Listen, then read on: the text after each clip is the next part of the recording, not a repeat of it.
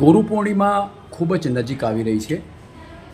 જો કે આજે હું હરિઓમ સ્કૂલ કેબી અગ્રવાલ હાઈસ્કૂલની અંદર આવવાનો એક શુભ અવસર પ્રાપ્ત થયો છે. મારી સાથે લટુભાઈ વ્યાસ જે પોતે એના નિયામક શ્રી છે પોતે.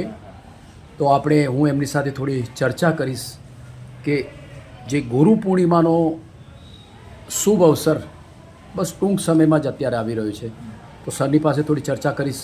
સર, આપની પાસે એક વાત એવી કરીશ કે ગુરુ શબ્દ સાહેબ શું છે?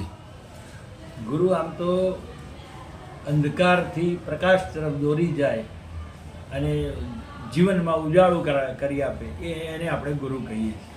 જે આપણને બધી સંપન્ન રીતે આગળ લઈ જાય અને આપણામાં રહેલા જે દોષો, ગુણો છે, અવગુણો છે એ બધાને દૂર કરી આપે એને આપણે ગુરુ કહીએ છીએ. બહુ સરસ સાહેબ. અને સાહેબ, ગુરુ કેવા હોવા જોઈએ સર?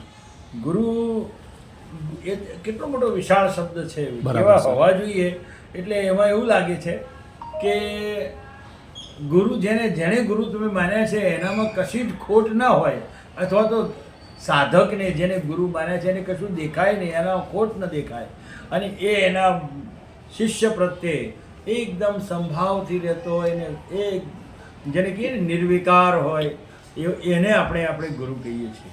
બહુ સારું છે. બરાબર. સાહેબ, આજના તબક્કે જે ગુરુ પૂર્ણિમાનો તહેવાર એટલે ગુરુ પૂર્ણિમાનો ઉત્સવ ટૂંક સમયની અંદર આવી રહ્યો છે, તો એના સાથે આપ સમાજને શું સાહેબ એક પ્રેરક સંદેશો પાઠવશો સાહેબ?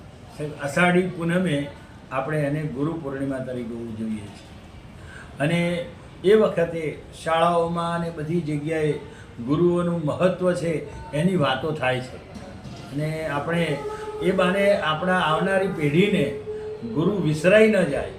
ગુરુની જે અત્યારે વ્યાખ્યા છે, જેને આપણે ગુરુ ભણાવનારને ગુરુ કહીએ એવું નથી.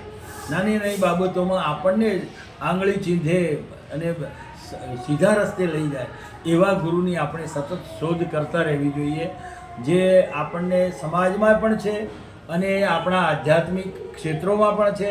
એ જે બધા છે એમને આપણે મળીએ અને આ પ્રસંગે એને યાદ કરીએ એટલે ગુરુ પૂર્ણિમા આમ એકદમ ઉત્તમમાં ઉત્તમ તહેવાર છે અને પર્વ છે.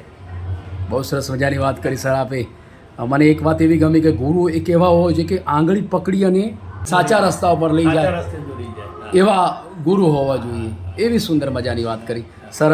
આપને પણ ગુરુ પૂર્ણિમાની હું હૃદયપૂર્વકની ખૂબ શુભેચ્છાઓ પાઠવું બસ છું. આપને પણ અને જે મને સાંભળતા બધાને પણ ગુરુ પર્વ નિમિત્તે બધાને ખૂબ ખૂબ શુભેચ્છાઓ. અને આપ પણ આજે ગુરુ પૂજન કરે છે એવું ગુરુ પૂજન માત્ર બાહ્ય નહીં પણ અંદરથી પણ ગુરુનું પૂજન કરજો.